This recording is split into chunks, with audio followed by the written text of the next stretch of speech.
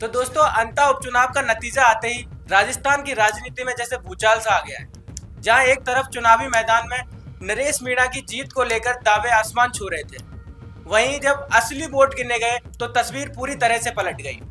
न भ्रष्टाचार के आरोप दिखाई दिए, न तो भ्रष्टाचार के आरोपों ने असर दिखाया और न ही कांग्रेस के खिलाफ चली तेज हवा, दोनों ही अंता में बेअसर साबित हुए। परिणाम साफ कहता है कि प्रमोद जैन भाया ने एक बार फिर अपनी पकड़ का लोहा मनवाया है। इसी जीत ने सिर्फ मोरपाल सुमन और नरेश मीणा को बड़ा झटका दिया और यह भी दिख रहा है कि अंता की जनता हिसाब बारीकी से रखती है। तो नमस्कार, मैं हूं प्रशांत शर्मा और आप देख रहे हैं द फैक्ट इंडिया। चुनाव प्रचार के दौरान ऐसा माहौल तैयार हुआ कि लगा इस बार नरेश मीणा का प्रदर्शन अन्य सभी पर भारी पड़ेगा, लेकिन कांग्रेस की तैयारियां भी गहराई से देख विपक्ष भी हैरान रह गया। तो दोस्तों, वहीं आपको बता दें कि कांग्रेस ने शोर से ज्यादा रणनीति और जमीन पर काम को तवज्जो दी और वहीं फर्क अंतिम नतीजों में साफ दिखाई दिया कि पूर्व मुख्यमंत्री अशोक गहलोत का अनुभव और उनकी राजनीतिक समझ और बूथ स्तर तक की पकड़, इन सब ने मिलकर ऐसा समन्वय तैयार किया कि ना तो बीजेपी टिक पाई और ना ही नरेश की हवा चल पाई। नतीजा अंत में प्रमोद जैन भाया ने शानदार जीत दर्ज की और बीजेपी के मोरपाल सुमन पर 15,594 वोटों का भारी अंतर। निर्दलीय नरेश मीणा तीसरे स्थान पर रहे और काउंटिंग सेंटर के बाहर नरेश का निराश चेहरा उनकी उम्मीदों का पूरा हाल बता रहा था। वहीं अगर हम देखें तो भाया के समर्थकों के चेहरे पर जीत की खुशी साफ झलक रही थी और नतीजों के बाद भाजपा प्रदेश अध्यक्ष मदन राठौड़ ने कहा कि जनता का जो आदेश है वो सिर माथे पर।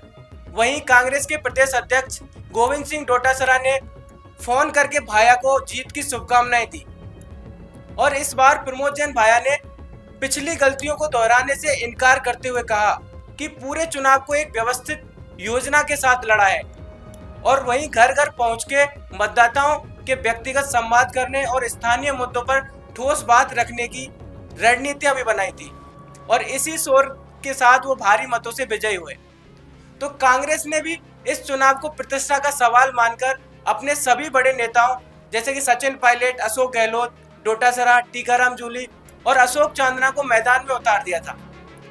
लगातार उन्होंने रोड शो किए, जनसभाएं की और एकजुटता का माहौल कार्यकर्ताओं में नई ऊर्जा लाया, जिसका असर सीधे बैलेट बॉक्स में दिखाई दिया। दोस्तों, कुल मिलाकर अंता का मुकाबला एक दिलचस्प त्रिकोणीय लड़ाई बन गया था और भाया का जो अनुभव था उसने कमाल कर दिया। मोरपाल की जो रणनीति थी वो लेट गई और नरेश की रफ्तार आखिरी राउंड में थम गई। अंता विधानसभा उपचुनाव का परिणाम सिर्फ एक सीट का फैसला नहीं था, बल्कि पूरे राजस्थान की राजनीति को नए सिरे से परिभाषित करने वाला एक मोड़ बन गया था। वहीं हम बात करें तो भाया की भारी जीत ने यह स्पष्ट कर दिया है कि जनता अनुभव और काम को तवज्जो ज्यादा देती है। भाजपा के लिए यह नतीजा सीधी चेतावनी है कि सत्ता में होना जीत की गारंटी नहीं है और वहीं नरेश मीणा का प्रदर्शन बताता है कि अंता की राजनीति में तीसरी ताकत भी तेजी से जगह बना रही है। यह चुनाव भले ही अंता का था, पर इसका संदेश सीधा राजस्थान की राजनीति पर पड़ता है। तो नमस्कार दोस्तों, मैं प्रशांत शर्मा और बने रहिए ऐसी खबरों के साथ फैक्ट इंडिया के साथ।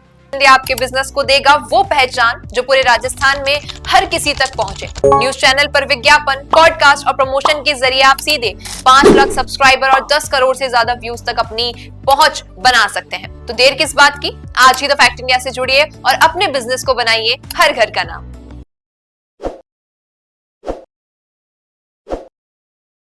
ताज़ा खबरों के लिए विजिट करें द फैक्ट इंडिया।